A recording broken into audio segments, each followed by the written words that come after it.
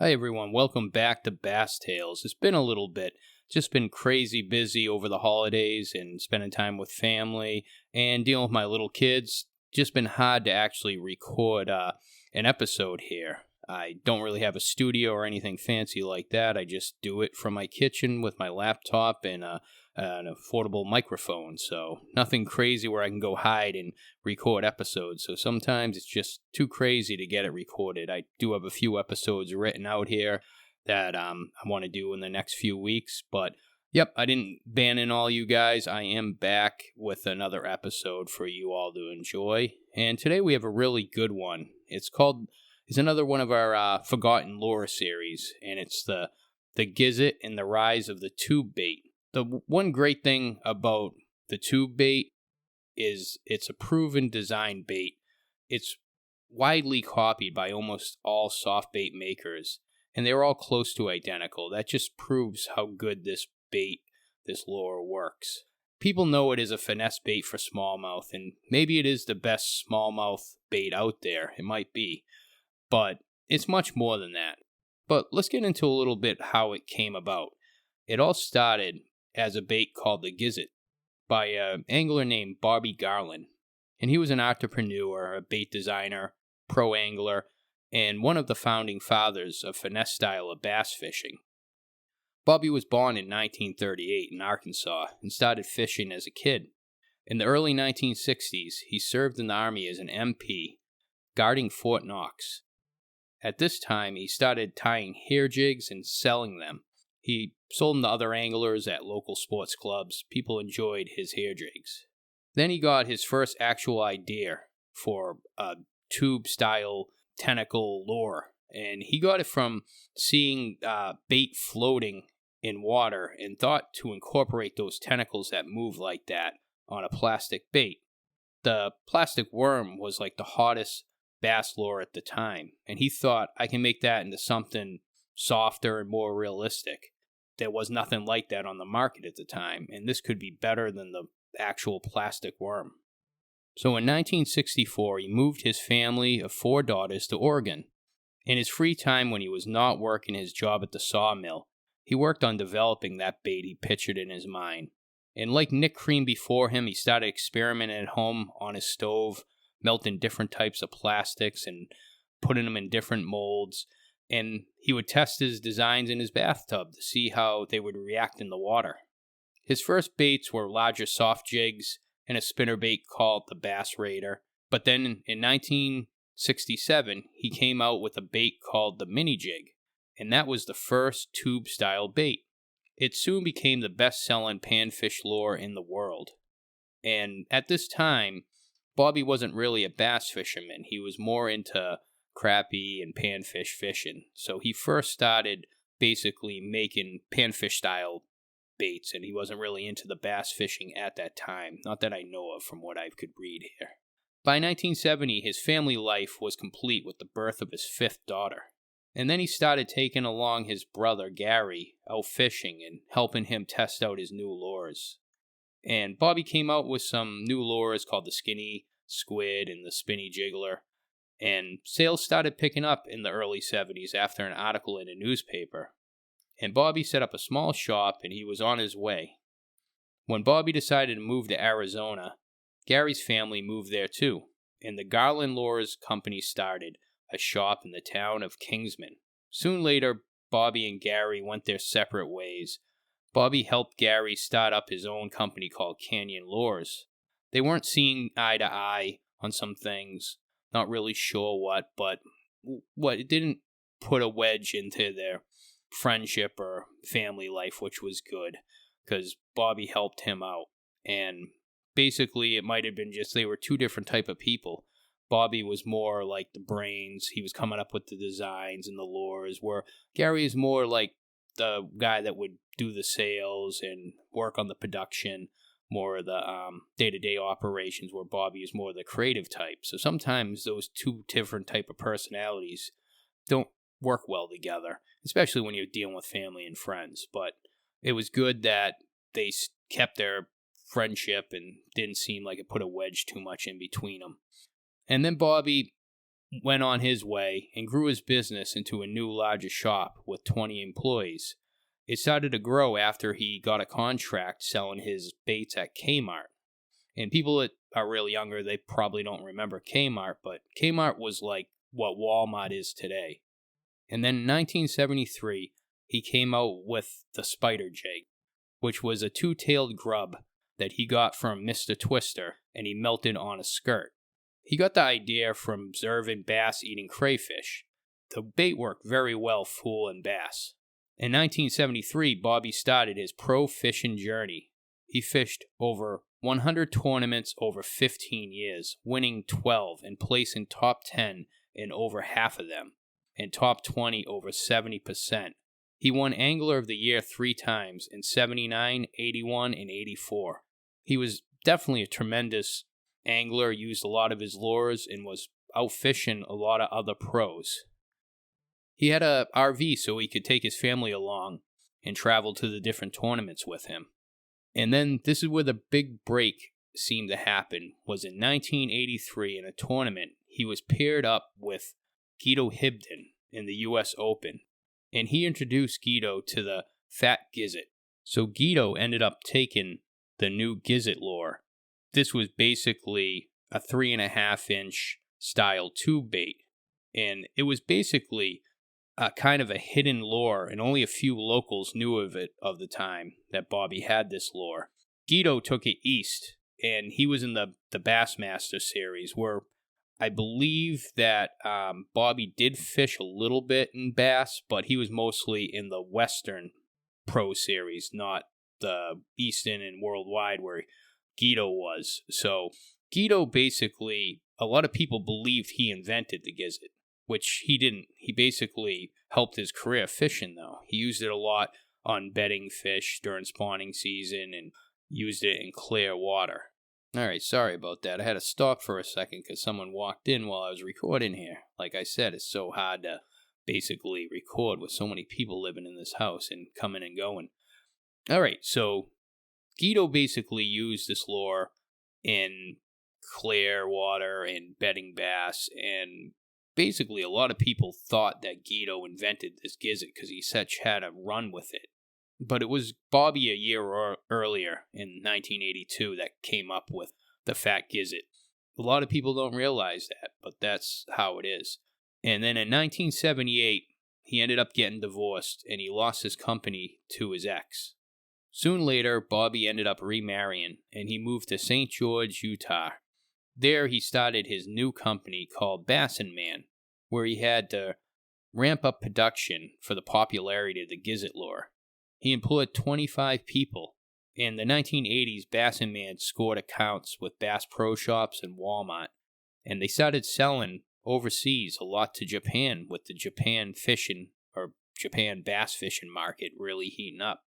His business was doing really good. Where Bobby got the name for the Gitzit, which a lot of people wonder where that name come from for this tube bait, because you can understand why it would be called a tube bait but not a Gitzit. He was talking to his friend when he first designed it, when they were out fishing, and he was saying basically this lure really gets it. So they took the gets it and shortened it to Gitzit. I don't know, it might have been like a southern drawl thing or something when the way they said it. It ended up really taking off, this lure, from the popularity of Guido Hibden and just people word of mouth on how well this lure worked. So it was really hot in these early 80s. And then again, after another tough marriage of 10 years, Bobby divorced again in the early 90s. And he had to sell Bass and Man. He sold it to a man with a small down payment and promises of monthly payments that never happened. It really hurt Bobby because basically he lost another business. It ended up not bringing him down too much, but Bobby gave the Gitzit trademark partial use to his brother Gary after that. Bobby was a type that was resilient, and he would retry and try again. He wouldn't be held down because of this rotten business move that someone put on him. Mid-90s, Bobby started another business, and it was called Better Fishing Ways. It was a small-scale business with just a few employees, not pouring his own baits anymore, but ordering from manufacturers with newer machinery that was better at making these soft baits. And then in the 1990s, he sold that business to Cajun Tackle. And Bobby went looking to retire. He was starting to get older and was having health issues. But again, Bobby got the idea for some more baits.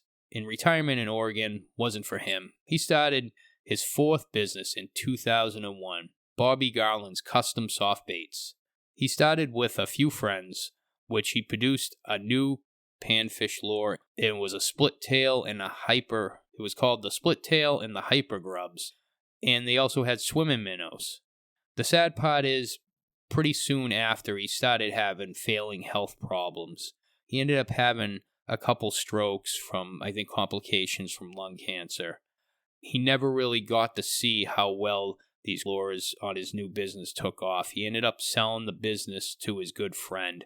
They were very good lures that he came up with and great sellers too, and ended up being known as some of the best crappie lures at the time. He soon passed away later in 2006 at the age of 67. In 2007, Gene LaRue became the new owner of the Bobby Garland brand. After the 80s, the tube was kind of forgotten about. The late 90s, the tube bait came back into the limelight when in 1997, Doug Garrett won the Megabucks tournament with a 3.5-inch smoked red tube, revealing a new technique not known for the tube by pitching into shallow water in structure. And then in 1998, a year later, Denny Brower won the Bassmaster Classic on a similar 3.5-inch tube by pitching and flipping it as well. He switched from a bulky jig that wasn't producing any bites to a smaller tube. And sure enough, that change and that better look of a smaller bait basically made those bass react and take that lure and just prove again that a tube is a hard bait to resist for a bass. Now anglers saw another way to fish the tube. It wasn't just that finesse clear water spawning bed smallmouth lure. You could Texas rig it, weigh it heavier, use casting gear with heavier line, pitching and flipping it into shallow water with brush, not just open water areas no more. After the late 90s, the tube lure seemed to be forgotten again, so this lure comes into being a hot lure and then kind of disappearing again. I'm here to tell you, you have to have these. You have to try out these lures.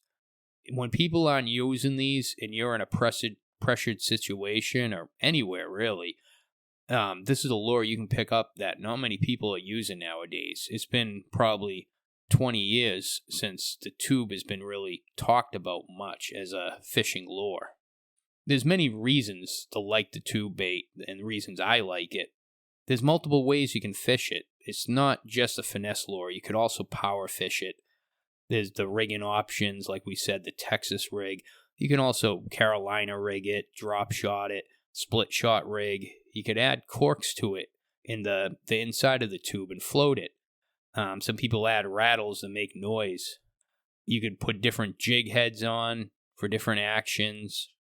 I like the standard jig head inserted into the tube. Some people need a little lube to basically get that jig head into the tube body. You could use something like if you have like a liquid formula scent with you or some type of lube to just get the tube wet. They usually slide in pretty easy. But I like the standard style that was used for years and just that standard jig head in like a 1/8 size or 1/4 ounce. And you just basically put it in the tube, pop through the little eye hole, and then tie it on.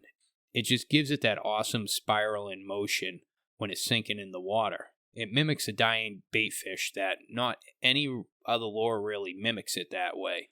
It's just a great basically look for a lure. Bass can't resist that. And I like fishing it that way, but like we said, you could do many other ways.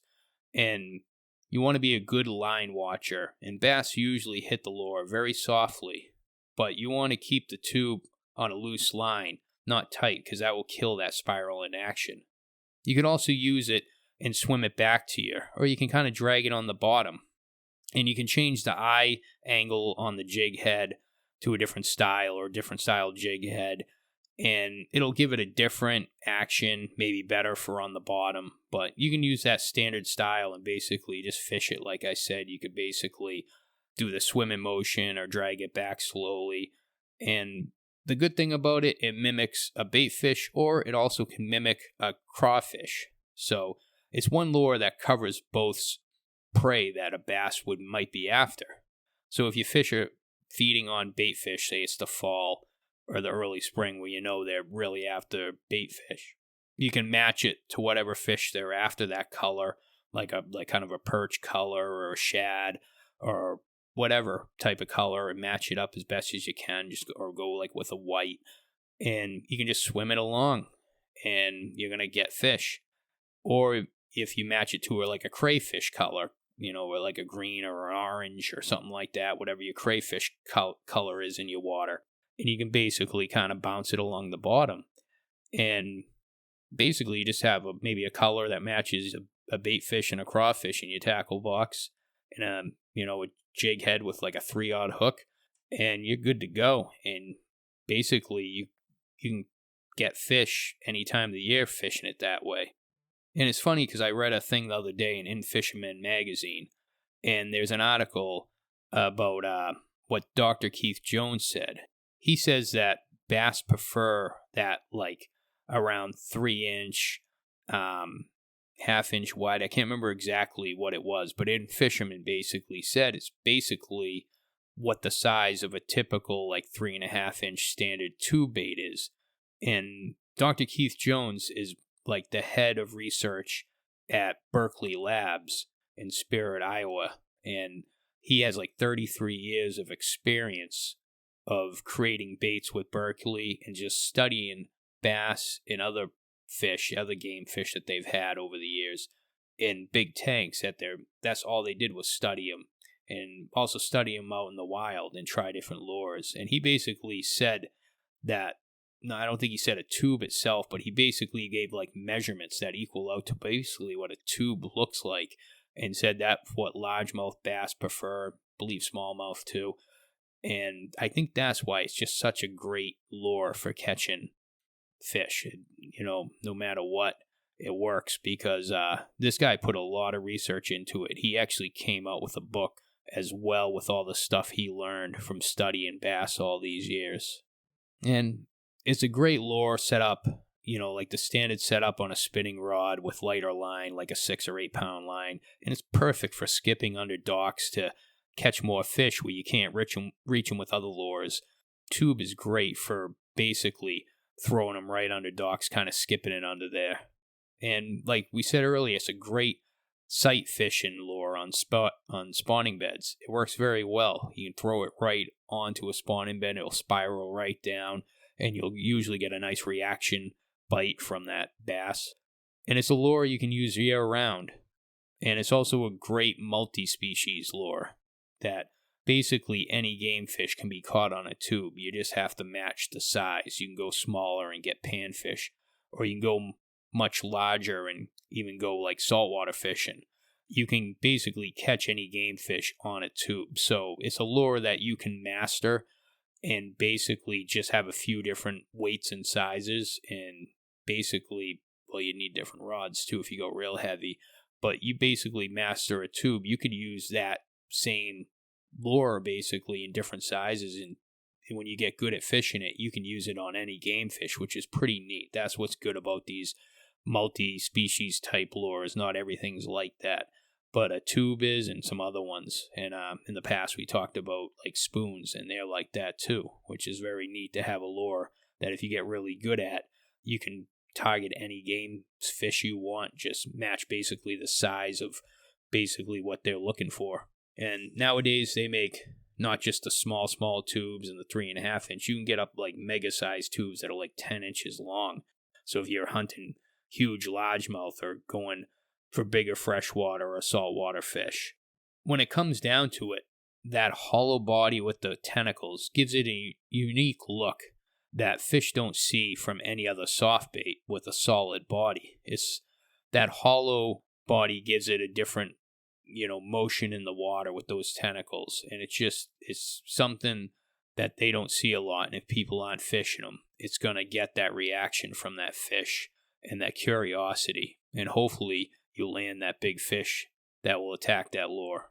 I don't know if I said it before, but it is a year-round lure. You can basically use it year-round as long as your area doesn't ice over. Like I'm in the situation now where the ponds are kind of all iced over and it's been kind of boring and slow. I've been thinking about fishing, but can't really do much about it, which is a bummer because of the weather. Got snow on the ground. It's cold as heck out there, and getting sick of this, 20, 30 degree days. It's just terrible right here in Massachusetts right now. So I can't wait for it to warm up here and get out there and get some fishing in and pull out the old tube lure.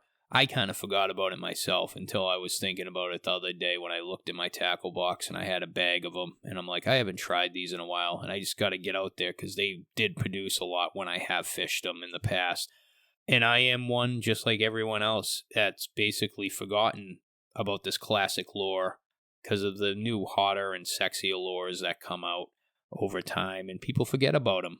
And a lot of this why I do this podcast is to tell you guys about some old tricks and old lures that people don't fish anymore, because sometimes, especially if you're fishing a very pressured area, they just need that different look. So I can't say enough, just pick up a couple of these tubes in like 3.5 inch, don't go crazy, and one in bait fish color that kind of matches your bait fish, or try a random crazy color if you want to. Those work too. And then maybe one in a crawfish color, and try it, bounce it along the bottom or swim in it. It'll catch fish either way. It's a great lure, smallmouth, largemouth, other fish. Like I said, there's another one you can try, the Ica, which is Gary Yamato, which is kind of a different take on the tube lure. It actually isn't hollow. It's a solid body tube. And I've fished those before. They're kind of even more like jiggish than like a tube, because the tube basically can replace pretty much a few different baits. You could almost use it like a soft jerk bait. You could use it as almost like a swim bait, and you could also use it kind of as a jig too. So that's another one to give a try out. But you can get these from your favorite basically soft bait. If you're a Strike King guy, you can get them from Strike King. If you're a power bait guy, you can get them from there. Get one from different ones. Gary Yamato makes one. Everyone makes a tube bait because they just work so well. So like I said, get out there, get a couple of them. Hopefully, if you're up north like me, hopefully it warms up soon so you can get out there fishing. If you're down south, this is probably one of the better times for you guys are coming right up right now because you're getting close to spawning. And get a couple tubes, and if you have a really big largemouth, maybe go up from that 3.5 inch, try a 4 or something like that, and hit those spawning beds. Good luck to you all out there. Hopefully some of you are out there getting into fishing. All I could do right now, the ice ain't thick enough to ice fish around here, which stinks, but there's too much ice to fish as well. So I hope you guys had a great new year. Happy 2025 to you all out there. Please share the podcast with someone else that enjoys fishing and also enjoys maybe podcasts. The two go together well here. I try to bring a nice story with each lure or technique I talk about. Just keep you guys entertained. I hope it works out there. Let me know how it's going.